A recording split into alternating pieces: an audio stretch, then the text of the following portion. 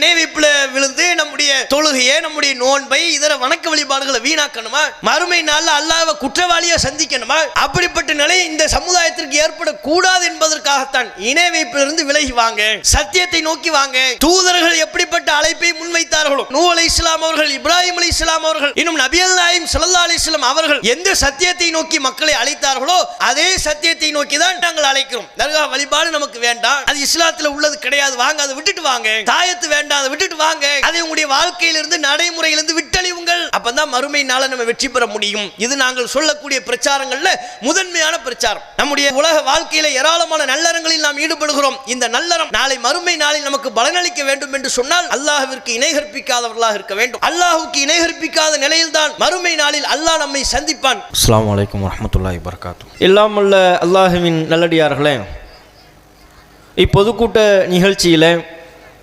சத்தியத்தை நோக்கி சமுதாயமே வா என்கிற தலைப்பு வழங்கப்பட்டிருக்கிறது. அல்லாஹ் ரப்புல் ஆலமீன் மனித சமுதாயத்தை படைத்து அவர்களுக்கு நேர்வழியை காண்பிக்க வேண்டும் என்பதற்காக மனிதர்களிலிருந்தே எண்ணற்ற தூதர்களை தேர்வு செய்தான். இந்த உலகம் தோன்றியது முதல் எத்தனை சமுதாயம் உருவானதோ அத்தனை சமூகத்திற்கும் சமுதாயத்திற்கும் அல்லாஹ் ரப்புல் ஆலமீன் ஏராளமான தூதர்களை அனுப்பினான். இஸ்லாமிய வரலாற்றை நாம் எடுத்து பார்த்தால் பல தூதர்கள் மக்களால் கொல்லப்பட்டிருக்கிறார்கள். பல தூதர்களின் இரத்தம் இந்த பூமியிலே சிந்தப்பட்டிருக்கிறது. பல தூதர்களும் அவர்களை நம்பிக்கை கொண்ட மூமின்களும் ஊரை விட்டே விரட்டப்பட்டார்கள். சொல்லுன்னா துன்பங்களுக்கு ஆளானார்கள். இத்தனை துன்பங்கள் நிகழ்ந்ததனுடைய பின்னணியில் என்ன இருக்கிறது என்று பார்த்தால், அந்த தூதர்கள் இறைவனின் கட்டளையின்படி மக்கள் மத்தியில் சொன்ன பிரச்சாரம் தான் முதன்மையான காரணமாக இருந்தது. அத்தனை இறை தூதர்களும் அந்த சமுதாய மக்களுக்கு சொன்ன பிரச்சாரம் என்ன? லா இலாஹ இல்லல்லாஹ், வணக்கத்திற்குரியவன் அல்லாஹ்வை தவிர வேறு யாரும் இல்லை. ஆதம் அலைஹிஸ்ஸலாம் அவர்கள் முதல் நபிகள் நாயகம் ஸல்லல்லாஹு அலைஹி வஸல்லம் அவர்கள் வரை அனைத்து இறை தூதர்களும் சமுதாய மக்களுக்கு சொன்ன இந்த ஓரிரை கொள்கை, அனைத்து இறை தூதர்களும் அச்சரம் பிசகாமல் இந்த கொள்கையை மக்களுக்கு மத்தியில் சொன்னார்கள்.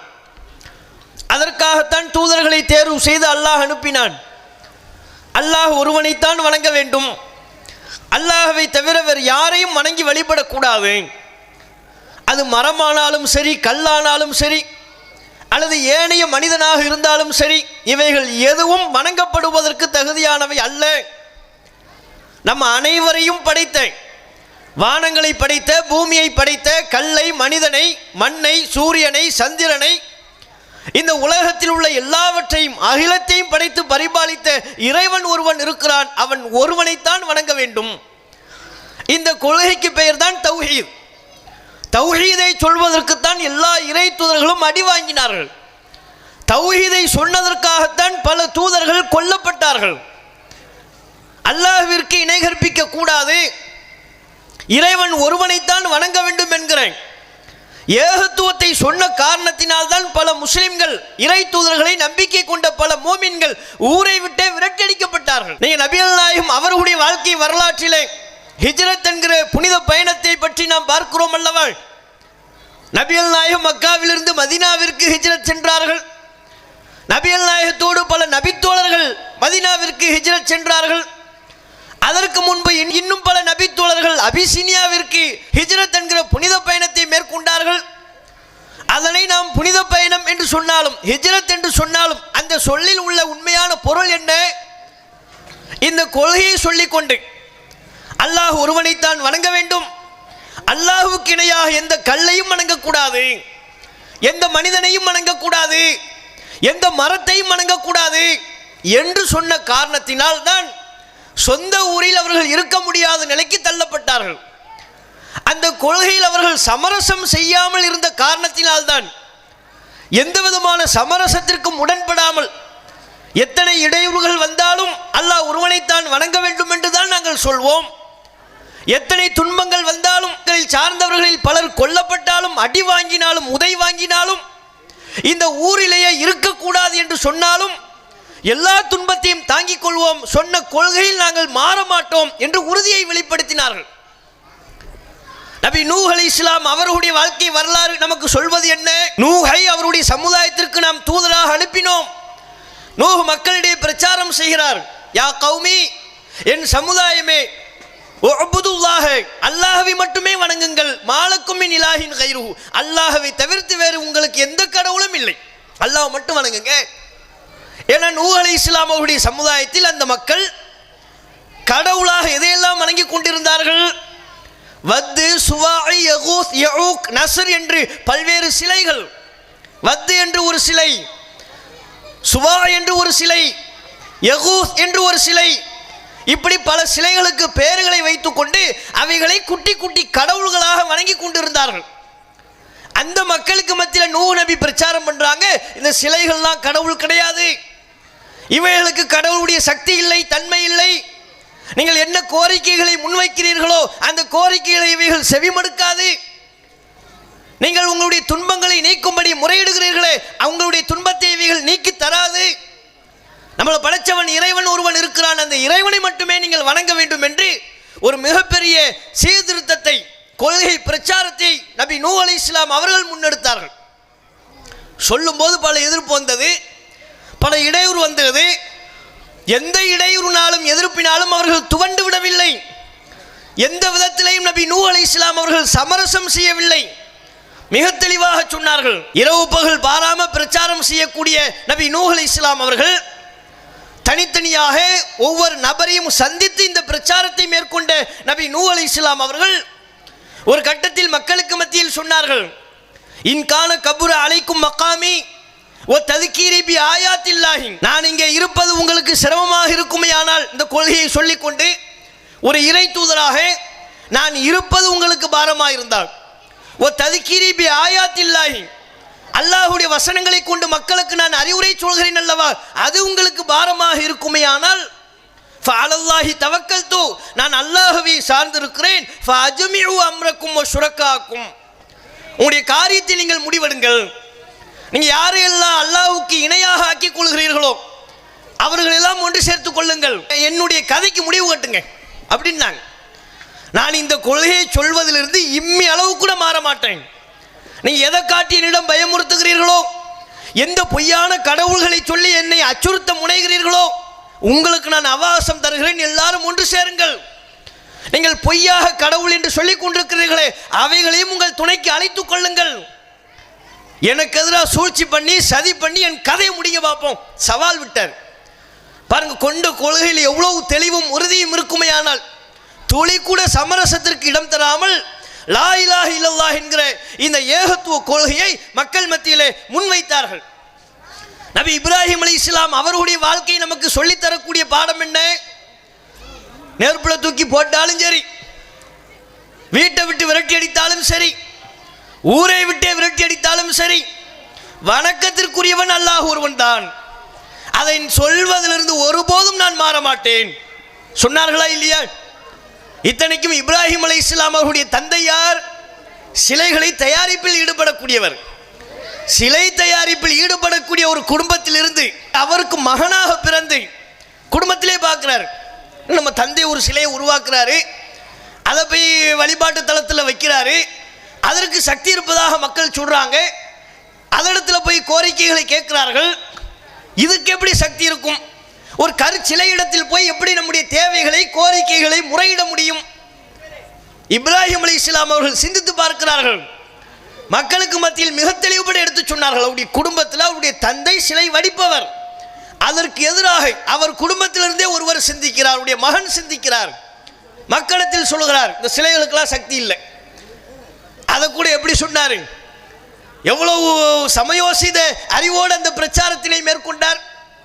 ஊர்ல திருவிழா நடக்குது, எல்லா மக்களும் திருவிழாக்கான முனைப்புகளில் ஈடுபட்டு கொண்டிருக்கிறார்கள். அந்த நேரத்தில் சின்ன சின்ன சிலைகளை எல்லாம் உடைத்து விட்டார், யாருக்கும் தெரியாம. பெரிய சிலையை மாத்திரம் விட்டு வைத்து விட்டார். ஊர் மக்கள்லாம் வர்றாங்க, வந்து பார்த்தா மிகப்பெரிய அதிர்ச்சி.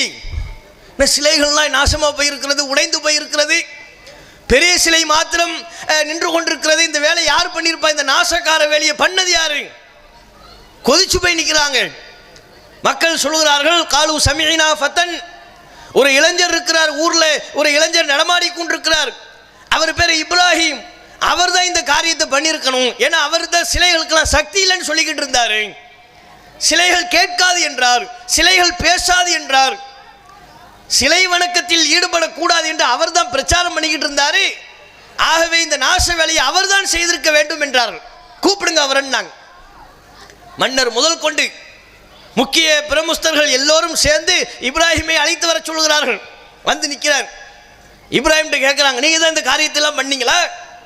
அந்த ஃபால்த்த ஆலிகத்தினா யா இப்ராஹிம், இப்ராஹிமை எங்கள் கடவுளை இப்படி ஒரு நிலைக்கு ஆளாக்கி விட்டீர்களே, நீங்கள் தானா கேட்குறாங்க. இப்ராஹிம் அலைஹிஸ்ஸலாம் அவர்கள் சொன்னார்கள், அதையே ஏன்ட்ட கேட்குறீங்க? அந்த ஒரு பெரிய சிலை நின்றுக்கிட்டு இருக்குதுல்ல, அதுட்டு கேளுங்க. சின்ன சிலை எத்தனை உடைச்சிருக்கிறாரு, பெரிய சிலை இன்னும் கம்பீரமான ஒரு தோட்டத்தில் நிற்கிறது அல்லவா, அதை நோக்கி கேட்க சொல்கிறார். ஏன்ட்ட அங்கே கேட்குறீங்க? அந்த பெரிய சிலை இருக்கு பாருங்க, அதில் கேளுங்க அப்படிங்கிறார். இந்த சிலைகளை எல்லாம் உடைச்சது யாருன்னு அதுகிட்ட போய் கேளுங்க. குசு குசுன்னு பேசுகிறாங்க. மன்னர் முக்கியஸ்தர்கள்லாம் பேசி கொண்டிருக்கிறார்கள். இன்னும் நம்ம அவர்கிட்ட ஒரு கேள்வி கேட்டால் அவர் நம்மகிட்ட திருப்பி இப்படி ஒரு கேள்வியை கேட்கிறார். வசமாக நம்ம சிக்கிட்டோம் என்று அவர்களுக்குள்ள பேசிக்கொண்டு திரும்பி சொல்கிறார்கள். இப்ராஹிம் என்ன பேசிக்கிட்டு இருக்கிறீங்க? இது பேசுமா? அந்த சிலை பேசுமா? அதுகிட்ட போய் கேட்க சொல்றீங்களா, உங்களுக்கு அறிவு இல்லையான்னு கேட்குறாங்க. இப்ராஹிம் நபி திருப்பி கேட்கிறார், இதைத்தானப்பா நானும் சொன்னேன், என்னுடைய பிரச்சாரமும் இது தானே, அந்த சிலை எப்படி பேசும்? நீங்கள் பேசுறதே கேட்காதுன்னு சொன்னால் உங்களுடைய கோரிக்கைகளை அவை செவிமடுக்காது என்றால் உங்கள் துன்பங்களை போக்குமா? உங்களுடைய கோரிக்கைகளை நிறைவேற்றி தருமா? அவைகளுக்கு எந்த சக்தியும் இல்லை, இதைத்தானே நானும் சொல்லிக் கொண்டிருந்தேன் என்று சொன்னார். இப்படி எந்த விதமான சமரசத்திற்கும் உடன்படாமல் வணக்கத்திற்குரியவன் அல்லாஹ் ஒருவன் தான். அல்லாஹ்வை தவிர வேறு எந்த பொருளும் வணக்கத்திற்குரியவை அல்ல. இதுதான் எல்லா இறை தூதர்களும் சொன்ன பிரச்சாரம்.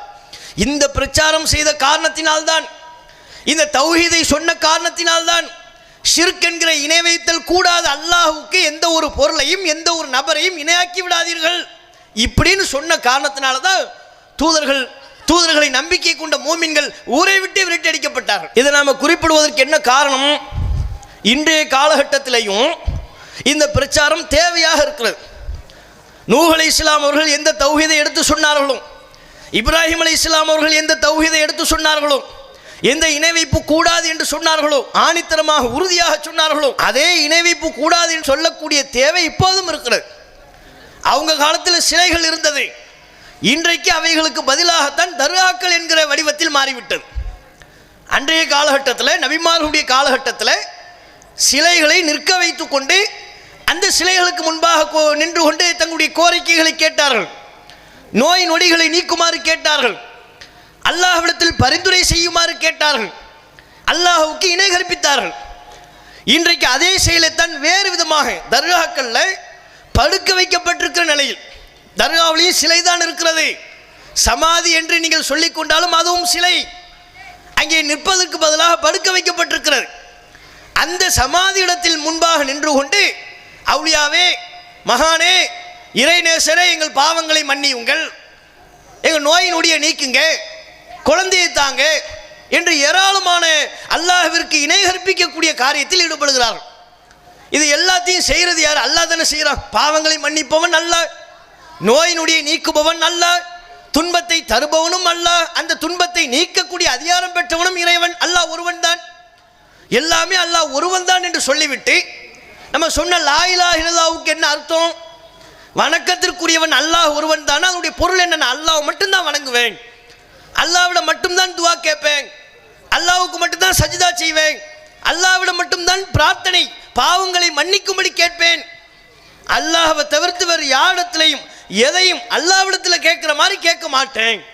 அதான் அதனுடைய பொருள். ஆனால் அதுக்கு மாத்தமா தர்காக்களில் போய் அல்லாஹ்வுக்கு இணை கற்பிக்கக்கூடிய காரியத்தில் ஈடுபடக்கூடிய ஒரு நிலையை நம்ம பார்க்கோம். முஸ்லிம்களுக்கு மத்தியில் தர்காக்களுக்கு பஞ்சமே இல்லை.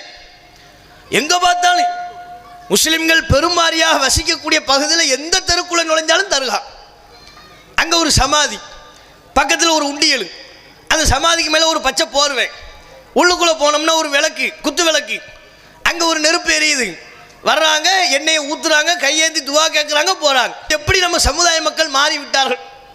இந்த இணை வைப்பு எப்படி நம்மிடத்தில் நுழைந்தது? இது இணை வைப்பு என்று அல்லாஹ்வுக்கு இணை கற்பிக்கக்கூடிய மாபாதக செயல், ஒரு பெரும்பாவம், அல்லாஹ் மன்னிக்காத குற்றம் என்பதை கூட புரியாதவர்களாக இருக்கிறார்களே. நம்ம திருந்தி மன்னிப்பு கேட்டால் மட்டும்தான் அல்லாஹ் மன்னிப்பாங்க. இல்லாவிட்டால் தனக்கு இணை கற்பிக்கக்கூடிய இந்த பாவத்தை அல்லாஹ் ஒருபோதும் மன்னிக்க மாட்டான். அதை புரிந்திருக்கிறார்களா? நம்ம திருவாரூர் மாவட்டத்தை எடுத்துக்கொண்டாலே ஏகப்பட்ட தர்காக்கள். அந்த தர்காக்களை பற்றி தேட ஆரம்பித்தோம் நீங்க, அது ஒவ்வொரு தர்காவுக்கும் ஒவ்வொரு கதை, ஒவ்வொரு தர்காவுக்கும் ஒவ்வொரு ஸ்டோரியை கிரியேட் பண்ணி வைத்திருக்கிறார்கள். எத்தனை தர்காக்கள் இங்கே இருக்கிறது? பொதக்குடியில் ஹஜரத்து நூர் முகமது ஒலியுல்லா, முத்துப்பேட்டையில் ஷேக் தாவூத் ஆண்டவர், அதுக்கு ஒரு தர்கா. நம்ம நாச்சுக்குளத்தில் அபூபக்கர் நைனா முகமது ஒலியுல்லா, அதுக்கு ஒரு தர்கா. இப்படி நம்ம திருவாரூர் மாவட்டத்தை சுற்றி ஏராளமான தர்காக்கள். அதனால தான் பாருங்கள், எல்லாம் நம்ம ஆட்கள் பேர் வச்சிருக்கிறது ஃபுல்லாக இந்த பேர் தான். மகான்னு சொல்லி அவுளியான்னு சொல்லி நம்மளை ஏமாற்றி, நம்முடைய பெற்றோர்களை முன்னோர்களை ஏமாற்றி நமக்கு இந்த பேரை வச்சு விட்ருக்குறாங்க. என்ன, 100 பேர் உட்கார்ந்துருக்கிற கூட்டத்தில் போய் நைனா முகமதுன்னு கூப்பிட்டா 10 பேர் திரும்பி பார்ப்பாங்க. இந்த கூட்டத்திலே நிறைய பேர் இருப்பீங்களே, மேடையிலே இந்த பேரில் இருந்தாலும் ஆச்சரியப்படுறதுக்கு ஒன்றும் இல்லை. நம்ம முன்னோர்கள் அப்படி தான் இருந்திருக்கிறாங்க. நைனா முகமது, ஒலியுல்லா, நூறு முகமது, ஷேக் தாவூது. பாருங்கள், திருவாரூர் பகுதிகளில் இந்த பேர்லாம் அதிகமாக இருக்கும். ஷேக்கு தனித்தனியாக வைப்பாங்க, தாவூது தனியாக வைப்பாங்க, ஷேக் தாவூது ஒன்று சேர்ந்து ஒன்றா வைப்பாங்க, நூறு தனி, முகமது தனி, நூறு முகமது, எவ்வளவு பாருங்க, நைனா முகமது. இதெல்லாம் இந்த பகுதிகளில் அதிகமாக வைக்கக்கூடிய பேர்கள் எல்லாமே இந்த தர்காவினுடைய பின்னணி. அப்போ இவர்களை மகான்கள் என்றும் இறைநேசர்கள் என்றும் சொல்லிக்கொண்டு, உண்மையில் ஒரு மனுஷனை மகானா இறைநேசரை அல்லாஹ் அவரை நேசிக்கிறானா இல்லையாங்கிறது நம்ம சொல்ல முடியாது. அது அல்லாஹ்வுடைய அதிகாரத்துக்குட்பட்ட விஷயம். அல்லாஹ்வை தவிர்த்து அல்லாஹ்வுடைய அதிகாரத்தில் நம்ம தலையிடக்கூடாது. வாதத்திற்கு ஒரு பேச்சுக்கு அல்லாஹ் நேசிக்கக்கூடிய நல்ல நபராகவே இருந்தாலும் கூட, அதனால அவர் இறந்ததற்கு பிறகு அவருடைய அடக்க ஸ்தலத்துக்கு மேலே சமாதி எழுப்பலாம்னு ஆயிருமா? அந்த சமாதிக்கு முன்பாக நின்று கொண்டு துவா கேட்கலாம்னு ஆயிருமா? அங்கே போய் சஜிதா செய்யலாம்னு ஆயிருமா? அங்கே போய் விளக்கு ஏற்றலாம் என்று ஆகிவிடுமா? அதற்காக வேண்டி வருஷத்துக்கு ஒரு தடவையோ 2 தடவையோ கந்தூரி கொண்டாடலாம்னு ஆயிருமா? அவங்க பேரில் மௌலுது ஓதலாம்னு ஆயிருமா? இப்படி செய்யக்கூடிய காரியங்கள் அனைத்தும் அல்லாஹ்வுடைய மார்க்கத்தினுடைய வரம்புகளை மீறக்கூடிய ஒரு செயல். எப்படி இந்த செயல்களை எல்லாம் செய்கிறார்கள்? அண்மையில் சில தினங்களுக்கு முன்பு கூட நம்ம நாச்சிக்குளம் தர்காவிலேயே கந்தூரி கொண்டாட்டம்லாம் நடக்குது. நீங்கள் யூடியூப்பில் போய் பார்த்தாலே தெரியுது. ஒரு 2 வருஷத்துக்கு முன்னால் 3 வருஷத்துக்கு முன்னால் உள்ள கந்தூரி கொண்டாட்டங்கள், இந்த தர்கா கந்தூரி கொண்டாட்டம்னு பார்த்தாலே என்ன நடக்குதுங்கிறீங்க? சந்தனக்கூடு வகை வகையாக வண்ண வண்ண வழக்குகளை வைத்து அலங்கரிக்கிறார்கள். அதை தெரு ஃபுல்லாக சுற்றிக்கிட்டு வராங்க, ரோடு முழுக்க சுற்றி கொண்டிருக்கிறார்கள். ஒரு குதிரையை வேறு வாடகைக்கு எடுத்து கொண்டு வர்றாங்க. குதிரைக்கு இஸ்லாத்துக்கு என்ன சம்பந்தம்னே தெரியல, அதுக்கும் வணக்க வழிபாடுக்கு என்ன சம்பந்தம் இருக்குது?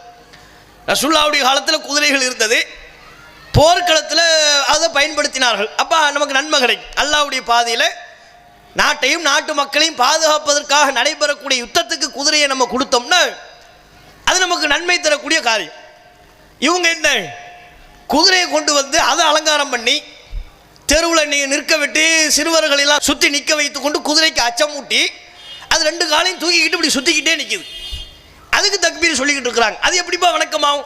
குதிரையை அலங்காரம் பண்ணி சுத்த விடுறது ஒரு வணக்கமா? இது அல்லாமல் பல்வேறு விதமான இன்னிசை கச்சேரிகள் நடைபெறுகிறது. குதிரை ஒட்டகங்கள் அணிவகுப்பு, பேண்டு வாத்தியங்கள், மேலதாளங்கள், பட்டாசு, வான வேடிக்கைகள், இவைகள்லாம் இஸ்லாத்தில் வணக்கம் என்று நமக்கு சொல்லப்பட்டிருக்கிறதா? குர்ஆனில் எந்த வசனத்தில் சொல்லப்பட்டிருக்கு? ரசூலுல்லாஹ் நமக்கு எப்படிப்பட்ட ஒரு வழிமுறையை வணக்கம் என்று எங்கே நமக்கு சொல்லி தந்தார்கள்? ரசூலுல்லாஹ் மௌத்தானதுக்கு அப்புறம் அவங்க சமாதிக்கு முன்பாக சஹாபாக்கள்லாம் இப்படித்தான் நீங்கள் தர்கா கந்தூரி கொண்டாட்டம் என்று செய்து கொண்டிருக்கிறீர்களே, உருஸ் என்று செய்து கொண்டிருக்கிறீர்களே, இது சஹாபாக்கள் செஞ்சாங்களா? நீங்கள் யாரை மகான் இறைநேசர் என்று சொல்கிறீர்களோ அது கூட சந்தேகத்திற்குரியது. நபிகள் நாயகம் ஸல்லல்லாஹு அலைஹி வஸல்லம் அவர்கள் அல்லாஹ்வால் நேசிக்கப்பட்ட நபர் தானே, அதில் யாருக்காவது சந்தேகம் இருக்குமா? இறை தூதர்கள் அனைவர்களும் இறைவனால் நேசிக்கப்பட்டவர்கள், அதில் எந்த விதமான சந்தேகமும் கிடையாது.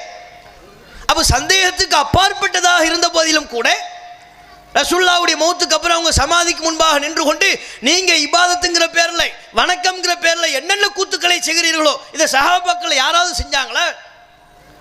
செய்யவில்லை. காரணம் என்ன? இது இஸ்லாத்தில் ஒரு அங்கமாக நமக்கு கற்றுத்தரப்படவே இல்லை. இந்த கூத்துக்கள், இந்த ஆட்டம் பாட்டங்கள் இவையெல்லாம் இஸ்லாம? நீங்க பாருங்க, அதுக்கு முத்துப்பேட்டையில் ஒரு தர்கா இருக்குல்ல, ஷேக் தாவூத் ஆண்டவர் தர்கா, அதுக்கு ஒரு கதை.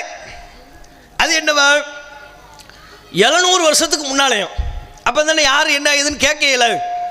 50 வருஷத்துக்கு முன்னால நீங்கள் போய் கேட்டுருவீங்க, கன்ஃபார்ம் பண்ணிடலாம். ஒரு 100 வருஷத்துக்கு முன்னால் இருந்தால் கூட ஒரு 3 தலைமுறைக்கு முன்னால் உள்ள ஒரு ஆள்கிட்ட போய் கேட்டு கன்ஃபார்ம் பண்ண முடியும். 700 வருஷம், 700 இயர்ஸ் அப்படின்னா எங்கே எவன் இருக்கிறாங்கன்னு யாருக்கு தெரியும்? 700 வருஷத்துக்கு முன்னால் நடந்த ஒரு சம்பவமா. முத்துப்பேட்டையில் அந்த தர்கா அமைந்து இருக்கக்கூடிய இடம் இருக்குல்ல, அது காலி இடமா இருந்துச்சான், வனாந்தர பகுதி, காலி இடம். அது யாருக்கு சொந்தமான இடமாக இருந்ததா? கருப்பையா கோனார் அவருக்கு சொந்தமான இடமா. இதெல்லாம் நம்ம விட்டடிக்கல, அவங்க புத்தகத்தில் இருக்கு, நீங்க போய் பாருங்க, செக் பண்ணுங்க. கருப்பையா கோனார்னு ஒருத்தர் இருந்தாராம், அவருக்கு சொந்தமான இடமா இருந்துச்சான். தர்கா இப்போ அமைந்திருக்கக்கூடிய அந்த இடம் என்பது அவருக்கு சொந்தமான இடமா இருந்துச்சான். அந்த இடத்துல ஒரு விவசாயம் பண்ணிக்கிட்டு இருந்தாராம். விவசாயம் பண்ணும்போது ஏற வச்சு தான் விவசாயம் பண்ணுவாங்க. ஏறு முனை ஒரு நிலத்தில் பட்டுருச்சு, பட்டா ரத்தம் தெரிக்குது. என்னடா இது, விவசாயம் பண்ணோம்னா அறுவடை பண்ணலாம்னு பார்த்தா, விதை நடலாம்னு பார்த்தா இங்கே ரத்தம் தெரிக்குதுன்னு கதி கலங்கி போயிட்டார். அது மட்டும் இல்லாமல் ரத்தம் தெரிச்ச கொஞ்ச நேரத்திலேயே அவருக்கு கண் பார்வையும் போயிருச்சு, பறி போய் விட்டது, கண்ணும் தெரியலை. பதட்டத்தோடையே வீட்டுக்கு போயிட்டார். தூங்குறார். இரவு நேரத்தில் என்ன நடந்துச்சு ஏது நடந்துச்சு ஒன்றுமே தெரியல, புரியல. பதட்டத்தோடு ஒரு நடுநடுங்கி போனவராக தூங்க போகிறார். தூக்கத்தில் ஒரு கனவு வருது. எல்லாமே கனவுல தான் வரும். தூக்கத்தில் ஒரு கனவு. அந்த கனவுல ஒரு அரபு பெருமகன், அவருடைய கனவில் ஒருவர் காட்சி அளிக்கிறார். ஒரு அரபு பெருமகன் காட்சி அளிக்கிறார். அவர் கருப்பையா கோனார்ட்ட பேசுகிறாராம். அந்த நிலத்துக்கு சொந்தக்கார் அவர்கிட்ட பேசுகிறார். கருப்பையா, என் பேர் தான் ஷேக் தாவூத். பாருங்க, அவர் அரபு பெருமகன். அரபு பெருமகன் அரபியில் பேசாமல் தமிழில் பேசியிருக்கிறார். என் பேர் தான் ஷேக் தாவூத். அது மாத்திரமில்லை, உனக்கு இப்போ கண் பார்வை பறி போயிருக்கிறது என்ன காரணம் தெரியுமா? நீ ஏர்முனையை வைத்துக்கொண்டு தோண்டிய இடம் நான் புதைந்து போன இடம்.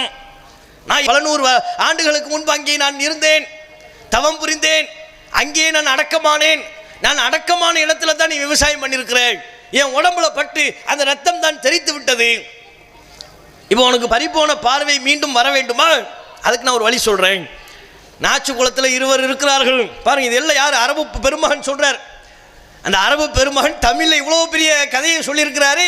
அது கருப்பையா கோனாருக்கு புரிஞ்சிருக்கு. பாருங்க, அதான் எவ்வளோ ஆச்சரியம். அவருக்கு புரிஞ்சிருக்குது. அவர் சொல்கிறார், என் பேர் ஷேக் தாவூத். நடந்த சம்பவத்துக்கான பின்னணி சொல்லிட்டாரா? நாச்சு குளத்தில் கபீர் கான், ஹமீத் கான் என்ற 2 இருக்கிறார்கள். அந்த 2 வடநாட்டை சார்ந்தவர்கள். பாருங்க, அப்போவே அந்த பான்பராக்கு எல்லாம் அப்போவே வந்துட்டாங்க போல இருக்கு. அவங்க பேர் என்னவா?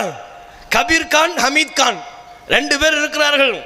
அவங்க 2 பேரையும் நீ போய் கூப்பிட்டு எந்த நிலத்தில் ஏர்முனையை வைத்து தோண்டினாய் அங்கே போ. அங்கே போன அங்கே பார்த்தா ரத்தம் தெரித்த இடத்தில் மலர்கள் பூத்திருப்பதை நீ பார்ப்பாய். அதை பார்த்ததற்கு பிறகு உனக்கு கண் பார்வை சரியாயிரும். அதே மாதிரி அந்த 2 பேரையும் கூப்பிட்டுக்கிட்டு போனாராம். கண் பார்வை சரியாயிருச்சான்.